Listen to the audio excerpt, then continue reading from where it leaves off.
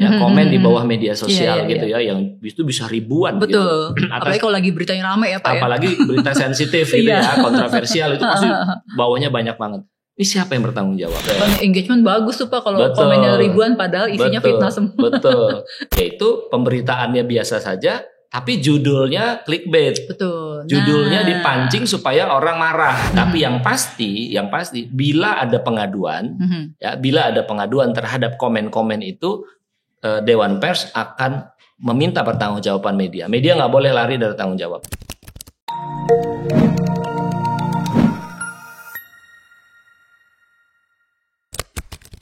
Halo sahabat DP, selamat datang kembali. Kita ketemu lagi nih di Insiders, ini siniar Dewan Pers. Dan kali ini kita kedatangan tamu spesial, yaitu Pak Arief Zulkifli alias Pak Azul ya Pak ya. Halo. Halo Pak Azul, apa kabar Pak? Baik. Pak Azul ini adalah Ketua Komisi Hukum dan Perundang-undangan Dewan Pers. Jadi hari ini kita tuh mau bahas tentang pedoman media sosial ya Pak ya. Yang Pak Azul kan memang narasumber yang kredibel lah untuk ditanya-tanya tentang itu ya Pak ya. Dan cuma sebelum kita masuk tentang pembahasan itu, saya mau tanya dulu nih Pak, kalau melihat saat ini kan media sosial jadi jadi fenomena tersendiri yang kayak semua orang hampir semua orang tidak ada yang tidak punya media sosial gitu. Nah kalau di tengah iklim seperti ini, kondisinya ditilik dari dari Bapak sebagai anggota Dewan Pers itu seperti apa sih Pak? Ya, media sosial ini kan sebetulnya adalah sebuah fenomena yang muncul mungkin saya kira 20 tahun terakhir ya, maraknya mungkin 10 tahun terakhir dengan tersedianya teknologi media sosial. Begitu. Nah, dengan teknologi media sosial semua orang bisa punya akun, semua orang bisa bicara, dan pada saat yang sama sebetulnya si sadari atau tidak semua orang menjadi wartawan atas dirinya sendiri gitu ya. Benar, jadi benar, dia benar. Bisa motret apapun, dia bisa berkomentar apapun lalu diposting, dan itu berusaha dia yakinkan kepada publik bahwa itu adalah truth atau kebenaran gitu. Misalnya kalau orang lagi jalan-jalan kemana, dia foto pantai, dia foto sungai dan sebagainya, dia mengatakan bahwa ini saya sedang berada di sini gitu. Itu kan sebetulnya informasi juga. Persoalannya adalah informasi yang muncul melalui media sosial, apalagi oleh akun-akun pribadi, itu tidak mengikuti satu kaidah tertentu yang bisa membuat informasi itu teruji keakuratannya gitu. Sekarang ini media sosial saya kira juga diisi oleh media-media mainstream, di samping tentu saja oleh individu-individu. Nah, yang jadi persoalan adalah beberapa media sosial atau kebanyakan media sosial itu memberi ruang bagi para pelakunya untuk anonimus atau tidak bernama. Betul. Jadi kita bisa bikin akun palsu, kita bisa bikin akun yang sembarangan begitu, dan dengan demikian kita tidak bisa dimintai pertanggungjawaban manakala informasi yang disampaikan itu tidak benar atau mungkin lebih jauh lagi bohong atau yang kita kenal sebagai berita hoax. Nah begitu. Nah inilah menurut saya tantangannya, terutama lagi juga setelah orang menjadi begitu gila dengan media sosial, sumber informasi dipercaya itu yang dari media sosial, padahal dia tidak bisa mintai pertanggungjawaban begitu. Jadi bagaimana kita bisa minta pertanggungjawaban terhadap akun-akun yang anonimus, akun yang kita nggak pernah tahu, tapi followernya banyak. Follower baik ini tuh bisa beneran follower atau bisa juga robot kan? Iya betul, dibeli ya Pak ya. Dibeli, tapi orang nggak peduli gitu. Jadi orang berkerumun di akun-akun yang mungkin menurut mereka menarik, tapi sebetulnya menyampaikan informasi yang tidak akurat. Nah di sini memang kita mesti bersiaga. Apa yang mau kita diskusikan hari ini menurut saya adalah bagian dari itu semua. Berarti kalau di satu sisi media sosial itu bisa kita lihat sebagai blessing ya Pak, anugerah, karena informasi jadi lebih cepat ya Pak. Cuma di satu sisi lagi ya tadi dengan fenomena ada akun anonimus, terus persebaran informasinya juga kredibilitasnya nggak jelas, itu bisa disebut juga musibah gitu ya Pak ya. Betul. Jadi ada dua sisi itu ya Pak ya. Selalu setiap hal kan pasti punya dua sisi dalam satu koin kan. Nah, tadi saya bicara tentang yang anonimus, yang tidak anonimus juga banyak. Ya kan? Iya. Kita tahu siapa orangnya, dia muncul di dalam media-media, dia tidak menutupi dirinya, tapi dia menjadi bagian dari penyebaran berita bohong. Nah, itu juga saya kira apa yang kita kenal sebagai buzzer atau influencer begitu adalah kelompok-kelompok yang tidak selalu anonimus, bahkan muncul gitu. Tapi untuk kepentingan tertentu mereka menyebarkan informasi yang diinginkan oleh dia atau pihak-pihak yang terkait dengan dia begitu. Dan kebenaran itu menjadi relatif karena oleh para pendengung ya, kalau kita pakai bahasa Indonesia tuh pendengung untuk buzzer atau pemengaruh untuk influencer, itu basisnya adalah banyak-banyakan orang gitu. Jadi kalau saya mengatakan A, apakah boleh jadi A itu tidak akurat, tapi kalau dia diamplifikasi oleh banyak orang, maka dalam teori algoritma dia bisa mempengaruhi pendapat lebih banyak orang lagi, dan dengan demikian dia bisa dipersepsikan sebagai kebenaran atau truth. Nah, di sini media-media mainstream yang punya disiplin dalam menguji kebenaran ditantang untuk bagaimana bisa mengatasi itu semua. Baik mengatasi dalam pengertian memperbaiki mutu informasinya dengan cara verifikasi dan seterusnya sehingga dia dipercaya, maupun dalam hal mempengaruhi algoritma dengan dibaca lebih banyak orang lagi dan seterusnya. Nah, ini kan pertarungan yang selama ini kan hal seperti itu. Dan jadi memang media mainstream sekarang tuh saingannya adalah saingan terberatnya justru media sosial itu ya Pak ya? Ya, saya nggak bilang terberat, tapi memang itu berat gitu ya. Terutama kalau misalnya lewat media sosial mereka-mereka yang ingin mematahkan argumentasi atau mematahkan data dari media mainstream itu melakukan pendekatan-pendekatan yang tidak tepat atau kurang etik gitu ya, kurang etik gitu. Saya pernah bicara misalnya kalau saya mengatakan informasi A gitu ya, dan itu saya yakini benar karena lewat sebuah proses jurnalistik, saya ada newsroom, lalu kemudian informasi itu dibantah oleh mereka yang dirugikan dengan mengerahkan buzzer dan influencer, maka yang terjadi adalah segala upaya untuk tidak sekedar mematahkan informasinya, tapi membunuh dalam tanda kutip ya kredibilitas dari si wartawan. Nah gitu, misalnya di doxing ya Pak, ada ya, doxing, ada macam-macam lah caranya gitu ya. Misalnya ada satu teknik itu mengatakan bahwa menyampaikan informasi yang tidak berhubungan, tapi itu dipakai untuk mematahkan argumentasi. Misalnya gini, saya itu rambutnya keriting gitu, atau saya pernah tidak naik kelas, atau ada wartawan pernah tidak naik kelas, itu di doxing. Pernah tidak naik kelas itu dipakai untuk mematahkan. Oh, jelas saja informasi dia salah karena dia pernah nggak naik kelas gitu. Jadi, padahal itu dua hal yang berbeda. Jadi gitu. Logical fallacy itu ya Pak ya. Betul. Itu sering sekali dipakai. Gitu. Betul. Dan banyak sekali teknik-teknik psikologi yang dipakai untuk membuat orang percaya gitu. Nah, orang ini adalah publik kebanyakan yang kadang-kadang juga tidak sadar. Oh, ya jelas aja dia pernah nggak naik kelas, makanya tulisannya jelek. Nah, itu kalau dikatakan oleh 1 juta orang atau 10 juta orang, maka wartawan yang tidak kuat menghadapi itu bisa patah juga. Dan sini bukan fenomena Indonesia sebetulnya. Di banyak negara sampai dibikin filmnya itu ya, ada filmnya sampai ke sana itu juga itu terjadi gitu. Saya kira ini challenge yang sangat menantang ya buat wartawan dalam bekerja. Iya. Nah, itu kan kalau media biasa melakukan kesalahan pemberitaan atau wartawannya tidak sesuai kode etik ya Pak, itu kan bisa diadukan ke Dewan Pers. Nah, kalau media sosial itu gimana sih Pak? Apakah masyarakat bisa mengadukan media sosial ke Dewan Pers? Begini, media sosial itu berada di luar ranah Undang-Undang 40 tahun 99 tentang pers. Jadi yang diatur oleh Undang-Undang 40 adalah pers dalam pengertian mainstream yang ditandai dengan pers itu berbadan hukum. Gitu ya, itu saja tuh sebetulnya basisnya. Kalau dia berbadan hukum pers, bukan badan hukum dagang atau kontraktor atau yang lain, dia masuk dalam ranah Undang-Undang 40. Sehingga kalau dia menghasilkan satu produk jurnalistik yang tidak akurat, dia bisa dilaporkan ke Dewan Pers untuk dipastikan akurasinya, dipastikan apakah proses pembuatan berita itu memenuhi kode etik jurnalistik, dan kalau tidak memenuhi maka dia akan dihukum secara etik. Minta maaf, memuat hak jawab dan sebagainya, gitu kan? Nah, kalau media sosial gimana? Media sosial tidak masuk dalam ranah gitu. Nah, pertanyaan berikutnya adalah bagaimana dengan media mainstream yang menggunakan media sosial. Karena kan sekarang semua media mainstream punya media sosial ya Pak ya. Betul. Nah, kalau itu kita bikin aturan, yaitu pedoman untuk pedoman pemuatan informasi di media sosial oleh media oleh perusahaan media atau media yang berbadan hukum tadi gitu.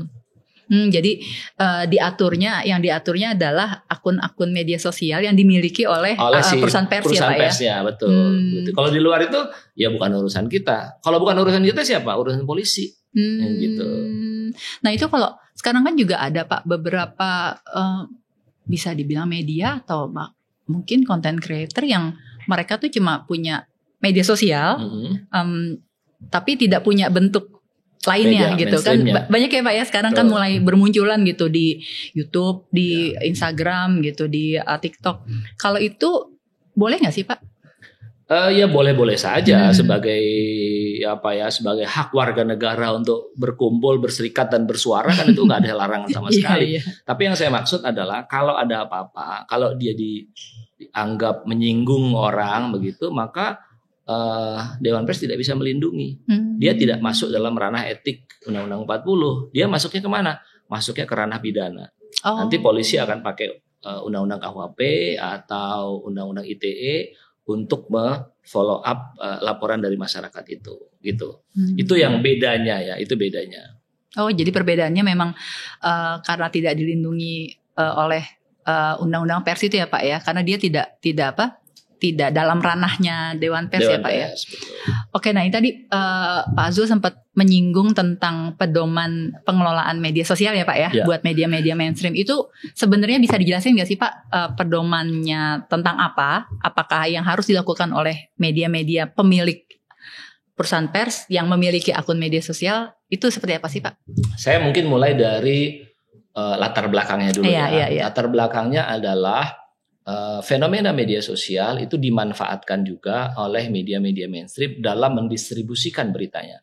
Gitu. Jadi kalau dia punya website, dia nggak bisa mengandalkan hanya websitenya atau news portalnya dia untuk menyebarkan informasi.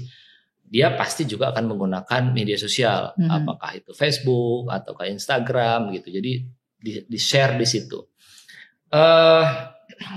Ketika media mainstream menyebarkan informasinya di media sosial, dia bersaing atau dia berbarengan dengan akun-akun pribadi yang juga menyebarkan informasinya di media sosial. Nah, gitu kan.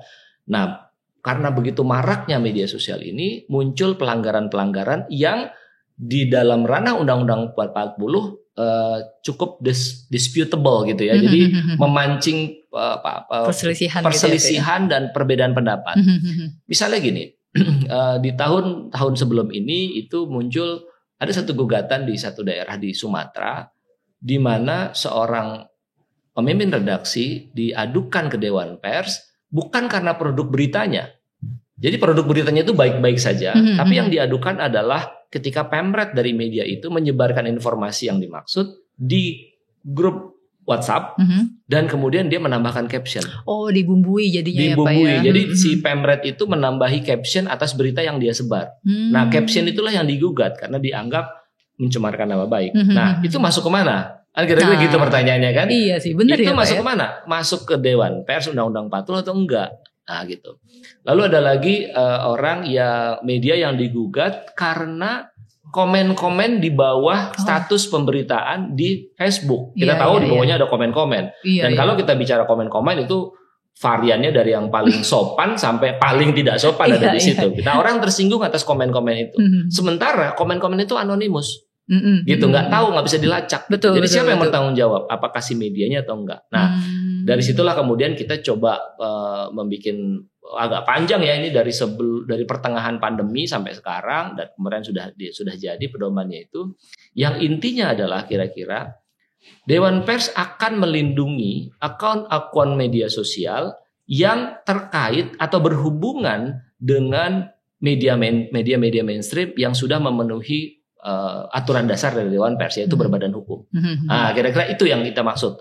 Jadi misalnya kalau saya boleh sebut misalnya Kompas, Tempo atau yang lain lagi punya media sosial, sepanjang disebutkan di dalam media sosial itu bahwa akun ini berkaitan dengan Kompas, Tempo atau yang lainnya, maka dia masuk dalam ranah perlindungan Undang-Undang 40. Tapi pada saat yang sama dia juga harus mematuhi di dalam media sosialnya aturan-aturan etik yang ditetapkan oleh Dewan Pers, yaitu kode etik jurnalistik. Jadi kode etik tidak hanya berlaku untuk korannya atau websitenya, tapi juga di media sosialnya.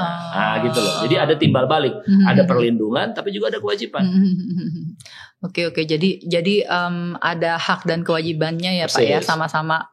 Kalau mau dilindungi, kalian harus begini gitu, betul, ya Pak ya. Betul. Oke. Dan itu sampai saat ini penerapannya gimana tuh Pak? Apakah sudah berjalan dengan baik atau ada pergulatan, ada kontroversi gitu? Sebagai sebuah aturan dia sudah ditandatangani dan sudah disosialisasikan bahwa mungkin media atau mereka yang terkena imbas dari peraturan ini belum sepenuhnya memahami. Saya kira itu tugas Dewan Pers untuk mensosialisasikan. Tapi yang pasti aturan ini membuat satu batasan bahwa kalau orang mau lapor ke Dewan Pers perihal akun media sosial, dia merujuk pada aturan ini, gitu. Jadi dia harus milik dari media mainstream atau dalam pengertian media yang berbadan hukum pers, dan dia juga mematuhi kode etik, gitu.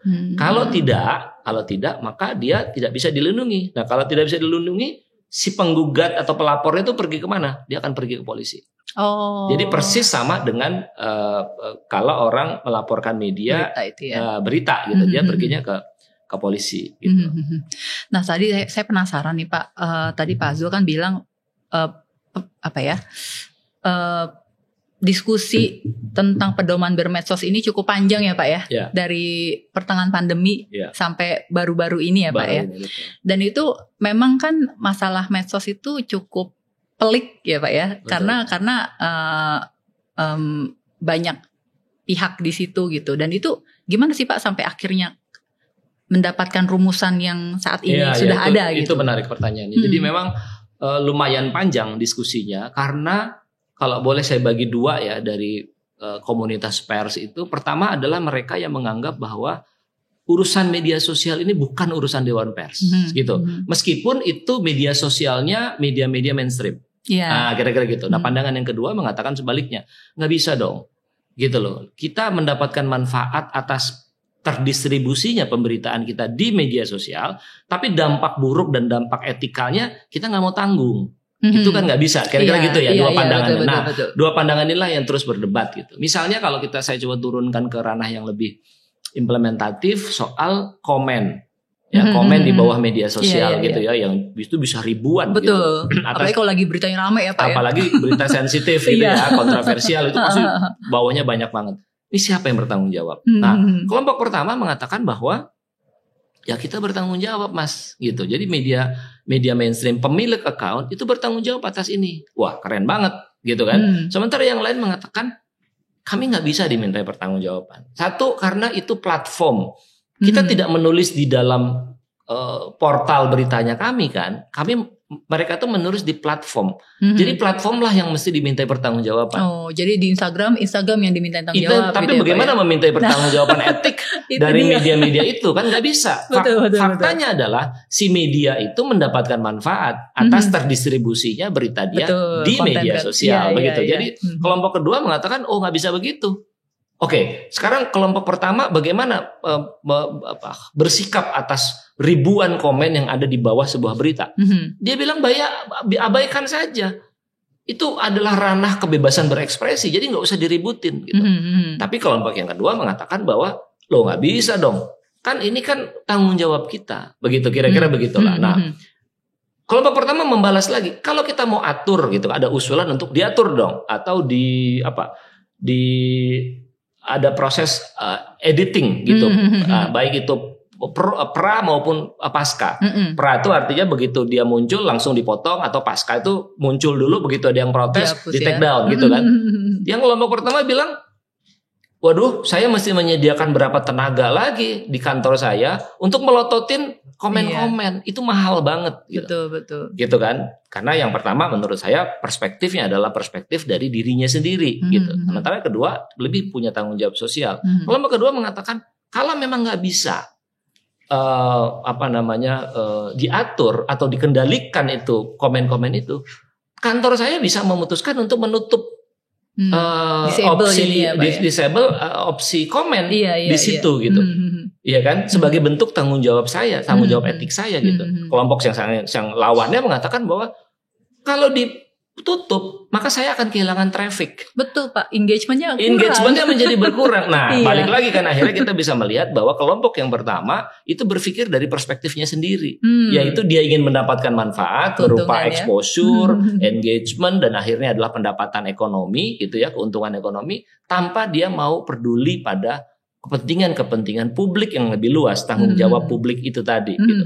Akhirnya setelah rame kita berdiskusi, kita memastikan bahwa kelompok yang kedua ini yang mesti didengar, karena itu adalah bagian dari bentuk dari pertanggungjawaban etikal kita kepada masyarakat. Gitu kira-kira. Jadi itu pantesan segitu panjang ya Pak ya? Panjang banget. Ya tentu saja selain terkendala oleh pandemi ya. Kita agak pakai Zoom, pakai apa. Iya, gitu. Karena saya kebayangnya gimana ya memadukan kode etik jurnalistik dengan medsos. Yang medsos itu kan seperti kayak hutan rimba yang tak bertuan. Betul, jatuhnya ya Pak ya gitu. Itu gimana memadukannya? Ini pasti konfliknya, maksudnya perdebatannya cukup sengit gitu ya Pak ya. Nah ini kalau untuk tadi berarti pada kesimpulannya adalah kalau kontennya sensitif, kalau komentarnya kurang ya nggak kasar ya Pak ya, itu bisa di take down atau memang di disable aja tuh Pak untuk konten-konten dalam rumusan yang kita pakai di dalam pedoman itu adalah yang terpenting media bertanggung jawab. Buat saya itu dulu. Jadi media bertanggung jawab dan harus melakukan hal ihwal menyangkut tanggung jawabnya itu. Nah, kira-kira kita bikin agak longgar di situ. Jadi implementasinya tergantung. Implementasinya terserah kepada si media itu. Tapi yang pasti bila ada pengaduan, ya bila ada pengaduan terhadap komen-komen itu, Dewan Pers akan meminta pertanggungjawaban media. Media nggak boleh lari dari tanggung jawab. Itu yang penting buat saya. Jadi memang Dewan Pers cukup longgar memberikan, maksudnya nggak yang terlalu detail, tapi cukup hanya batasan ini, implementasinya terserah masing-masing. Cara dari si media mengatasi itu semua silahkan, tapi si media harus sadar bahwa dia nggak boleh lari dari tanggung jawab atas komen-komen yang ada di pemberitaan dia di media sosial. Kira-kira gitu deh. Oke. Nah ini kan tadi tentang komentar. Kalau tentang konten yang itu Pak di media sosial yang sensitif misalnya, apakah kan kalau kita tahu kalau di media konvensional bisa ada permintaan buat dicabut ya Pak ya? Yeah. Atau kalau dicetak itu permintaan maaf ya Pak ya? Tapi kalau di online kan dicabut. Nah kalau di media sosial sendiri itu seperti apa tuh Pak? Saya kira bisa, tetap bisa ya kan. Take down dari pemberitaan di akun-akun media mainstream di media sosial itu kendalinya sepenuhnya ada di si medianya gitu. Jadi tidak sesulit kalau kita pasang berita lalu beritanya di take down. Betul. Ya, kalau berita di take down itu barangkali beritanya hilang, tapi landing page-nya tetap ada. Iya, gitu kan. Tetap bener tetap ada tuh di dalam itunya. Meskipun begitu diklik dia udah nggak ada gitu page ya. Page ini udah error gitu ya. Misalnya 404 gitu ya. Nah, tapi kalau di media sosial tuh bisa benar-benar hilang begitu. Jadi silakan saja media mengambil satu langkah-langkah yang memang tidak diatur oleh Dewan Pers gitu. Tapi yang paling penting menurut saya adalah satu posisi Dewan Pers mengatakan bahwa bertanggung jawab. Itu yang paling penting. Jadi memang apakah itu perlu rekomendasi dari Dewan Pers atau gimana tuh Pak kalau untuk di medsos? Ya kalau bisa diselesaikan antara mereka yang merasa keberatan dengan media langsung tanpa harus ke Dewan Pers ya silahkan saja gitu. Tapi kalau dia ke Dewan Pers maka akan ada rekomendasi dari Dewan Pers. Oke, jadi harusnya lebih simpel ya Pak ya? Lebih simpel. Jadi nggak perlu menarik Dewan Pers ya? Betul. Karena itu bisa diselesaikan dua pihak aja gitu ya Pak ya? Oke, nah ini kan kalau di pedoman medsosnya Dewan Pers ini apakah mengatur soal perilaku wartawan juga tuh Pak? Enggak sih, perilaku wartawan itu diatur di dalam pedoman pemberitaan. Ya, perilaku wartawan itu ada tuh yang dikeluarkan oleh Dewan Pers. Jadi perilaku mereka di medsos itu gak ada kaitannya dengan dengan pedomannya. Gitu. Jadi misalnya ada wartawan A itu punya akun pribadi, lalu kemudian misalnya ngata-ngatain orang, membuat orang tersinggung, maka itu urusan pribadi. Gitu, itu bukan urusan si perusahaannya, meskipun dia menyebut gitu, gue adalah wartawan ini gitu. Iya. Kan kadang di bio ada tuh misalnya Indra wartawan Anu gitu, ya Pak ya. Betul. Dan itu kadang-kadang kan kalau dia sampai komennya jelek banget, sensitif, orang sebel, jadi doxing kan Pak ya. Oh ternyata dia wartawan media ini. Dan tapi itu berarti diserang. Itu diserang. Itu nggak dilindungi sama Dewan Pers berarti ya Pak ya? Itu tidak masuk. Sebetulnya kalau kita berkaca pada beberapa pedoman penggunaan media sosial oleh media mainstream di luar negeri, itu aturan, tapi ini aturan dari media masing-masing, itu melarang media wartawannya main sosmed. Iya. Gitu. Jadi kalau kita lihat misalnya yang saya tahu tuh Inggris ya, itu beberapa media itu karena sangat beresiko. Apakah wartawan itu dalam main sosmed itu mewakili pribadinya atau mewakili institusinya gitu. Jadi dia ambil satu langkah yang tegas saja, nggak boleh gitu. Nah di kita belum bisa ya, belum bisa gitu. Jadi makanya himbauan saya kepada teman-teman wartawan adalah kalau mau menyampaikan informasi, kan Anda wartawan. Jadi pakailah ranah mediamu sebagai menyampaikan informasi itu, karena dengan demikian kalian bisa berlindung dari tugas jurnalistik. Gitu kan. Kalau pribadi menyampaikan informasi selamat ulang tahun atau liburan kemana posting, ya tentu itu pribadi urusan dia. Yang sering terjadi adalah wartawannya gatel. Iya benar. Nah, dia spill, dia pergi liputan kemana, beritanya belum bisa dikonfirmasi, dia spill keluar untuk menunjukkan bahwa gua wartawan keren. Gitu. Atau tunggu sebentar lagi beritanya gitu. Kalau dia tidak insinuatif nggak apa-apa. Tapi kalau insinuatif kan dia jadi punya problem sendiri, dan undang-undang pers pedoman pemberitaan ini dan Dewan Pers nggak bisa bantu kalau itu. Jadi dia akan masuk ke ranah pidana gitu. Iya. Apalagi kan biasanya orang suka di bio Twitter, bio Instagram, misalnya kalau bio Twitter, tweets are personal gitu ya Pak ya. Tapi misalnya journalist of media Anu, tapi tweets are personal. Tapi nanti di dalamnya tuh share spill dari liputan Kongres Anu gitu ya Pak ya, peliputan apa gitu. Sebetulnya itu kan tidak salah ya, nggak apa-apa gitu. Cuman hindarilah membuat posting voting status yang bermasalah, yang bisa memancing orang lain tersinggung atau marah gitu. Jadi relax saja sebagai wartawan. Kalau kamu mau menulis sesuatu yang investigatif, membongkar satu skandal tertentu, pakailah media tempatmu bekerja, bukan di media sosial. Media sosial itu dipakai buat happy-happy aja gitu. Kalau mau dia, ya katakanlah misalnya posting suasana kantornya gitu ya, habis deadline, itu kan masih wajar ya. Tapi kalau dia udah mulai menyinggung pihak lain, maka itu akan jadi problem. Gitu. Iya, karena ini teman-teman wartawan kalau begitu jadi dibawa ke ranah personal dan tidak dilindungi Dewan Pers ya Pak ya, walaupun itu tweet-tweetnya berdasarkan penugasan dia sebagai wartawan gitu ya Pak ya. Betul. Nah itu jadi teman-teman wartawan tuh harus hati-hati dalam bermedsos ya Pak, dalam membagikan info-info terkait tugas-tugas jurnalistik, karena yang diinfokan lewat media sosial pribadi tidak dilindungi oleh kecuali si wartawan itu kalau diadukan dia bisa menunjukkan misalnya surat tugas atau bahwa akun yang dia pakai itu, akun pribadinya itu adalah assignment dari kantor. Nah kalau itu dia jadi ada kaitan tuh, nyambung dengan si pedoman yang kita bicarakan tadi gitu. Jadi clear ini adalah kepanjangan dari si medianya, bagian dari media, bukan kreativitas si wartawan. Gitu. Iya karena memang kadang-kadang ada beberapa, terutama dari luar negeri, ada beberapa yang memang mereka bagian jadi personanya kantor itu ya Pak ya. Akhirnya mereka ditampilkan di media sosial gitu. Oke, berarti harus hati-hati nih Pak. Harus hati-hati. Kalau Pak Azul di medsos apa Pak yang di-share biasanya? Saya tuh biasanya mengiklankan media saya gitu ya. Kalau mau ada liputan apa, biasanya saya share di situ atau kegiatan ya. Kegiatan saya biasalah sharing-sharing medsos biasa. Gitu. Atau buku yang saya baca misalnya. Jadi saya nggak mau masuk ke terlalu dalam ke ranah pemberitaan. Dulu waktu saya masih pemimpin redaksi, saya menggunakan itu untuk mempromosikan gitu, jadi teaser atas pemberitaan gitu.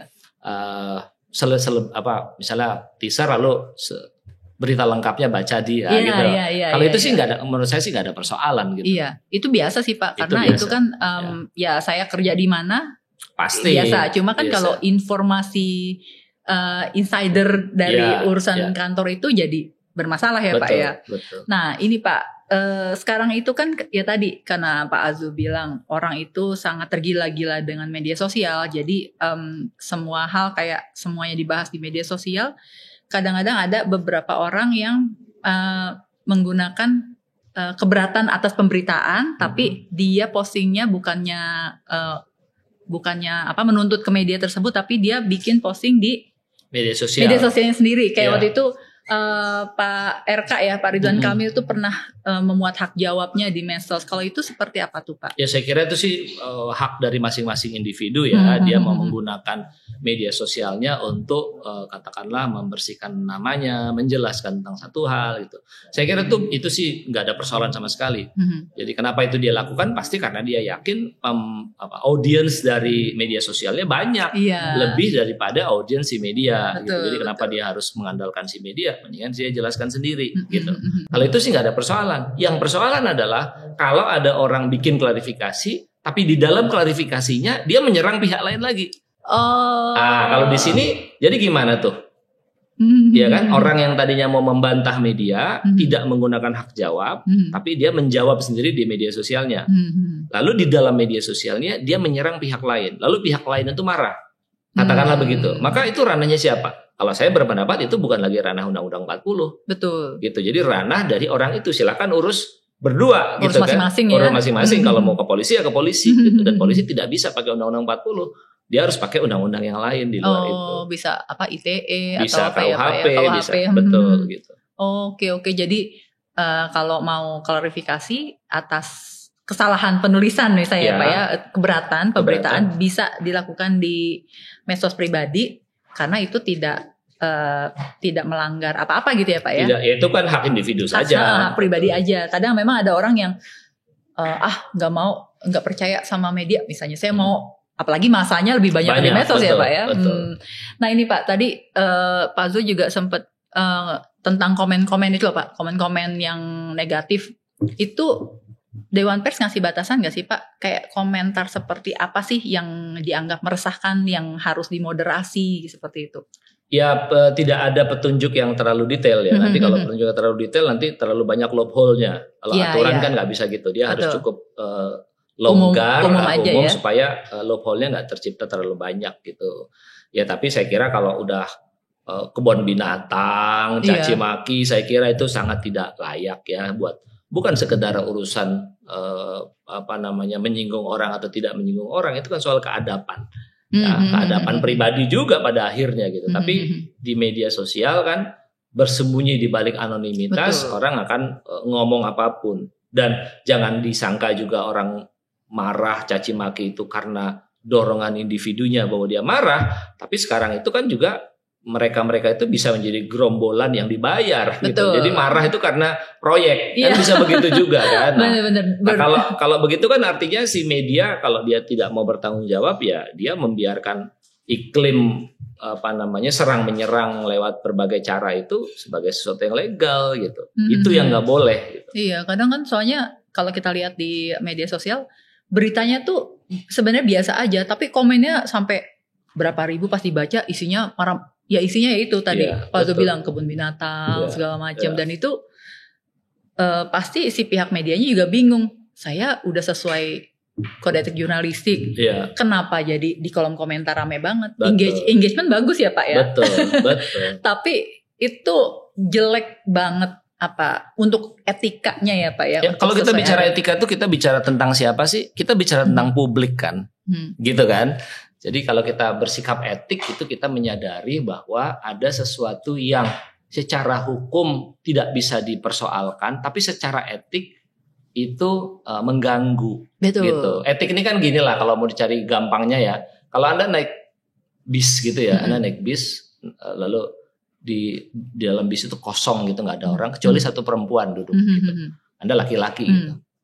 Anda tidak salah duduk di samping si perempuan itu, tapi itu tidak etis gitu. Iya, karena kosong ya, Pak, banyak kosong gitu, gitu kan. Jadi kalau si perempuan itu terganggu dan lapor kepada satpam gitu, satpam tidak akan menghukum orang ini, tapi dia akan meminta untuk pindah. Iya. Supaya tidak. Nah itu yang saya maksud dengan etik tuh kira-kira begitulah gitu. Jadi dia tidak cukup melanggar dalam pengertian pidana untuk dia bisa dihukum, tapi dia mengganggu gitu. Atau bahasa lain, kalau dia dipersoalkan secara pidana, ada aspek lain yang dilanggar atas kriminalisasi itu gitu.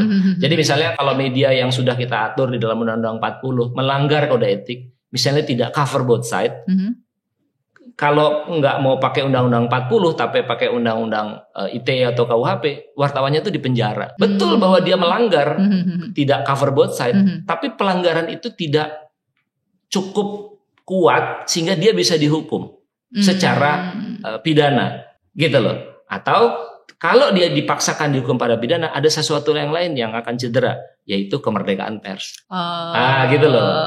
Kalau semua wartawan tidak cover both side dihukum, nanti orang nggak ada yang mau bekerja sebagai wartawan. Iya. Gitu. Jadi solusinya apa? Solusinya adalah dia tidak dihukum, tapi dia tidak dihukum secara pidana, tapi dia dihukum secara etik. Gitu. Itu prinsip dari Undang-Undang 40 kan itu sebetulnya. Iya.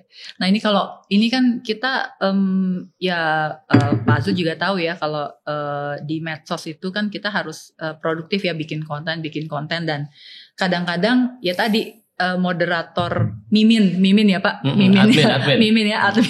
miminnya itu kadang kan suka kelepasan tuh Pak, bukan kelepasan sih, komentar kan kita suka nggak bisa prediksi ya Pak ya. Betul.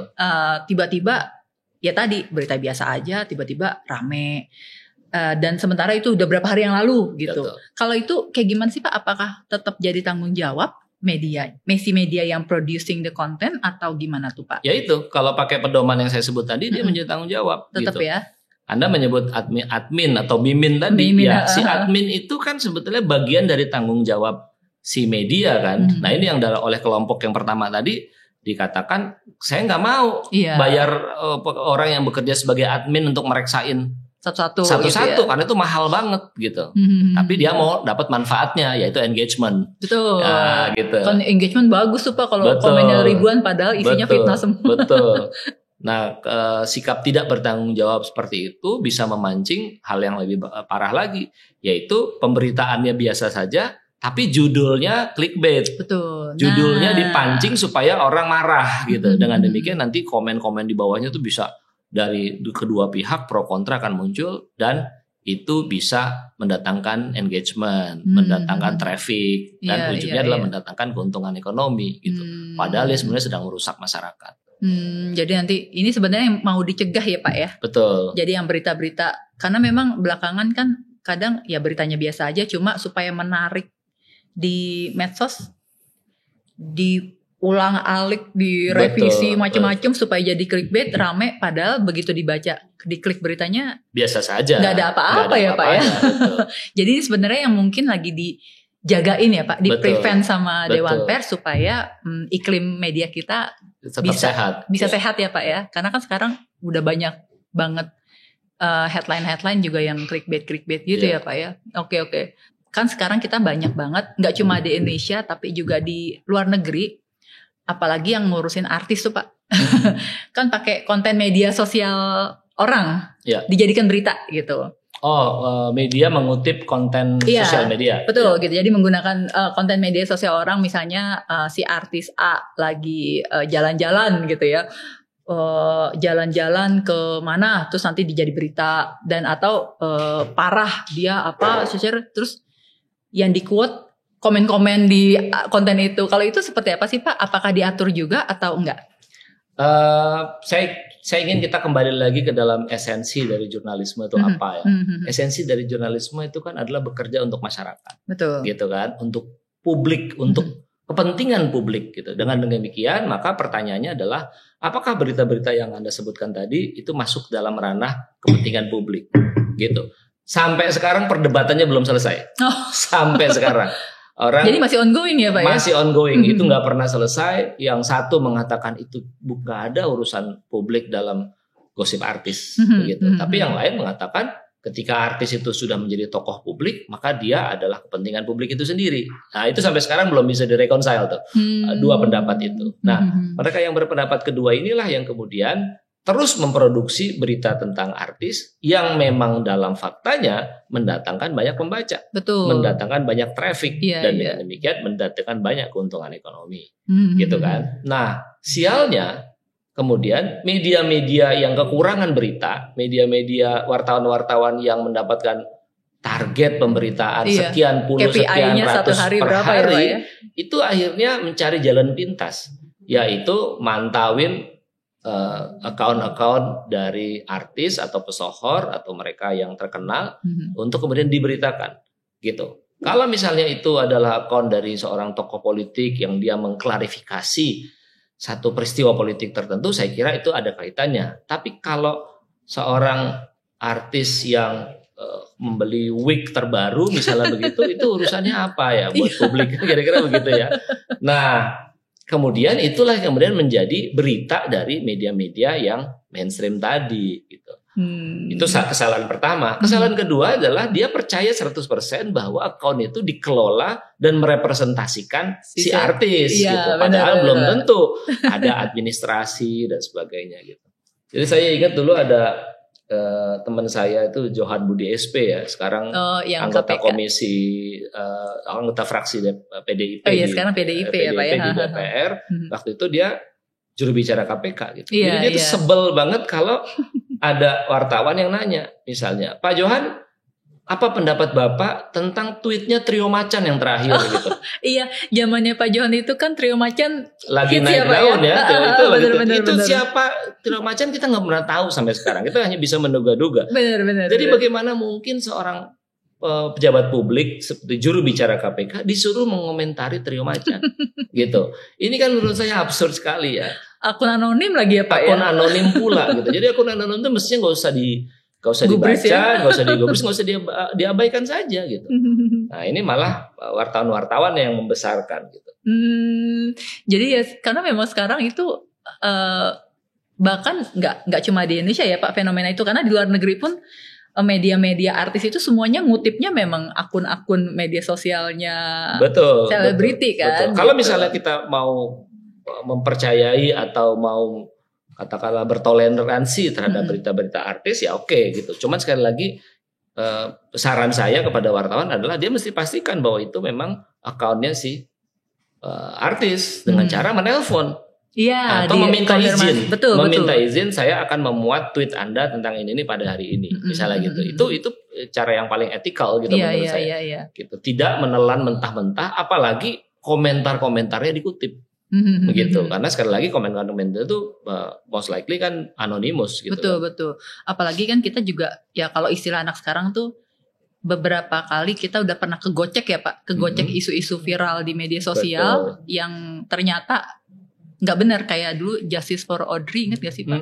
Itu kan juga media kegocek ya, bahkan sampai pemerintah juga kegocek gitu. Dan di situ ya kalau wartawan yang kredibel kan pasti akan cross check dulu seperti apa duduk perkaranya, seperti itu ya Pak. Nah terus ini Pak, ini juga ngomongin di media sosial juga, kalau beberapa akun media sosial punya perusahaan pers kan juga dijadikan lahan buat beriklan, kerjasama gitu. Tapi kan kalau di media mainstream biasanya ada tulisan advertorial ya Pak ya, advertorial. Nah sementara kalau di media sosial itu nggak ada. Itu udah diatur juga nggak sih Pak seperti hal-hal seperti itu? Kalau dia iklan-iklan di akun-akun itu tidak dimiliki oleh media mainstream atau media berbadan hukum pers atau perusahaan pers yang kita sebut di dalam pedoman itu perusahaan pers, itu gak ada urusan sama Dewan Pers, gak ada urusan dengan etika. Itu urusannya dengan polisi jika melanggar, atau justifikasinya adalah kebebasan berekspresi. Betul. Gitu. Kalau pers itu kan kebebasan menyampaikan pendapat ya, dan kebebasan kemerdekaan jurnalistik kan. Jadi ranahnya itu dua ranah yang berbeda. Iya. Kalau mereka nanti media mainstream ini punya akun media sosial, lalu di media sosialnya dia beriklan, maka dia harus mengikuti aturan-aturan yang ada. Gitu. Yaitu clarity bahwa ini iklan bukan berita gitu. Nah, memang menurut saya di era digital itu, digital semacam ini, hal-hal seperti itu challenging banget. Challenging dalam pengertian kita susah untuk membedakan, atau bahkan konsep-konsep di dalam pemberitaan digital itu seperti membenarkan praktek-praktek menyeberangnya iklan dengan berita dan sebaliknya gitu. Di hybrid gitu ya Pak? Di hybrid gitu. Mungkin kalau saya mau coba tarik ke hulu ya, itu kan pertanyaannya adalah kenapa sih iklan sama berita itu harus dibedain? Kan gitu ya. Kenapa nggak dicampur-campur aja gitu? Dia harus dibedain. Karena kalau pemberitaan itu dia tidak boleh berbayar, artinya dia bukan iklan, dan dia bekerja hanya untuk publik. Gitu. Karenanya seluruh perangkat etiknya dia harus penuhi. Cover both side, check and recheck dan sebagainya. Di dalam iklan pasti tidak. Karena dia dibayar. Betul. Nah, pembayar itu ingin agar iklan itu mencerminkan apa yang dia mau. Kalau kecap, ya kecap saya yang paling bagus. Betul. Kan kira-kira begitu kan? Iya. Apakah di dalam iklan ada kode etik? Ada. Namanya kode etik periklanan. Salah satu kode etik periklanan itu menyebutkan Anda boleh menyebut kecap Anda nomor 1, tapi Anda nggak boleh sebut kecap lain nomor 2. Iya. Dia nggak boleh sebut mention merek yang lain itu. Misalnya kecap saya lebih enak daripada kecap A. Itu nggak boleh gitu. Kenapa? Karena di dalam periklanan tidak dikenal prinsip cover both side. Oh iya. Nah, itu kan dasar sekali tuh. Jadi kalau di berita itu dia boleh sebut gitu. Ya, perusahaan saya lebih baik daripada perusahaan B dalam bidding tender pembangunan jembatan menurut si pengusaha A, misalnya begitu ya. Si wartawan mesti mengkonfirmasi kepada perusahaan B yang dituding. Nah, kemudian dua-duanya muncul dalam pemberitaan dalam prinsip cover both side. Di dalam iklan kan nggak ada. Dan karenanya di dalam kode etik periklan hanya disebut boleh menyebut kecapmu nomor 1, tapi jangan pernah sebut kecap lain, gitu. Nah, itu prinsip. Nah, di dunia digital sekarang itu prinsip itu dilebur gitu. Prinsip itu sudah nyaris nggak ada. Gitu. Campur aduk. Ya? Misalnya ada satu jenis iklan itu yang native ad misalnya ya. Kalau kita kenal istilahnya native ad itu adalah advertising. Ini istilahnya sebenarnya keren banget. Yaitu native gitu. Seolah-olah dia berita, padahal iklan. Gitu, ditulis dengan cara yang seperti wartawan menulis, gitu. Jadi menyublim dia ke dalam pemberitaan. Nah, ini yang akan membingungkan publik.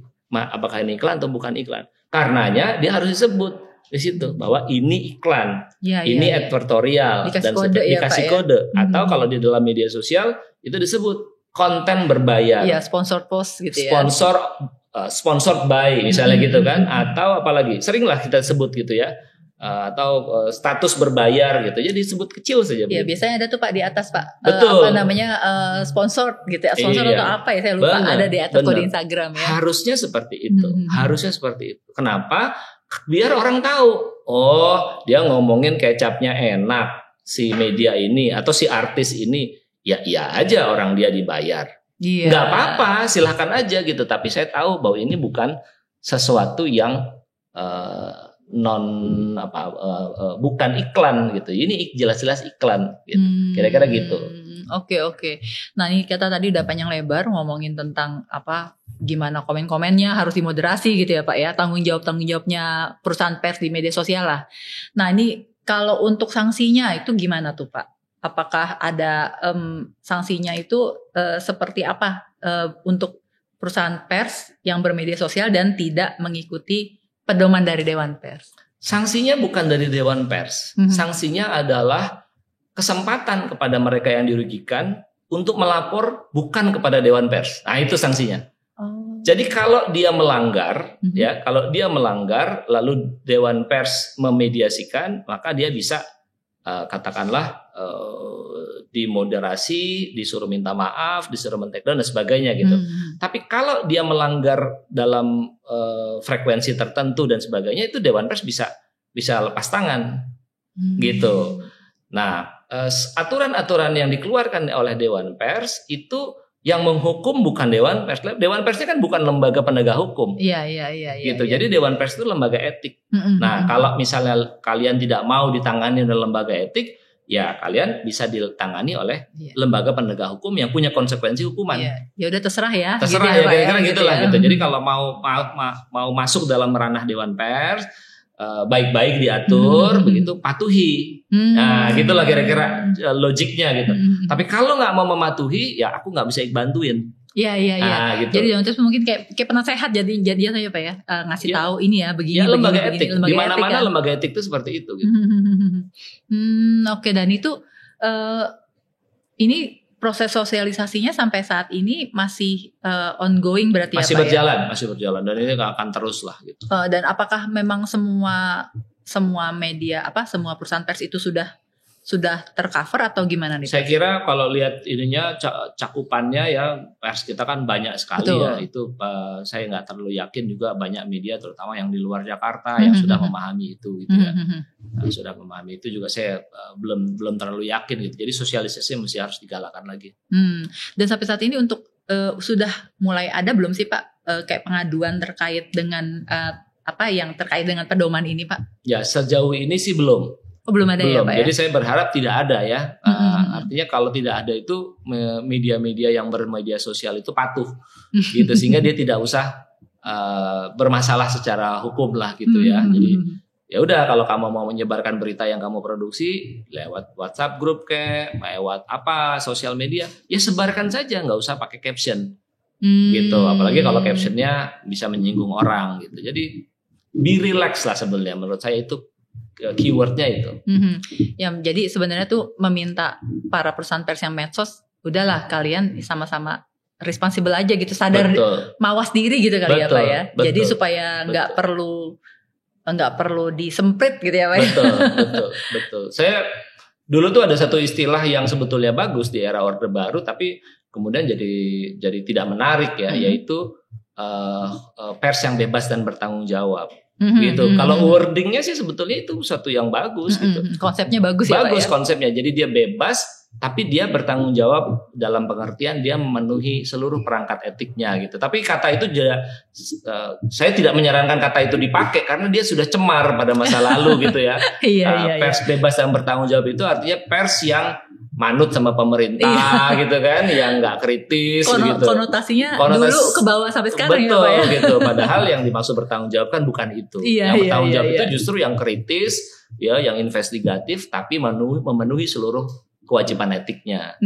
Gitu. Oke. Nah ini nih Pak, kita tadi sempat singgung juga wartawan yang menggunakan media sosialnya dan jadinya you're on your own ya. Itu tanggung jawab pribadi. Kalau Pak Azul ada nggak sih Pak sarannya, Bapak juga sebagai wartawan, dia juga main medsos dan juga sebagai anggota Dewan Pers, apa Pak saran buat teman-teman wartawan nih supaya nggak terjerat UU ITE, KUHP seperti itu Pak?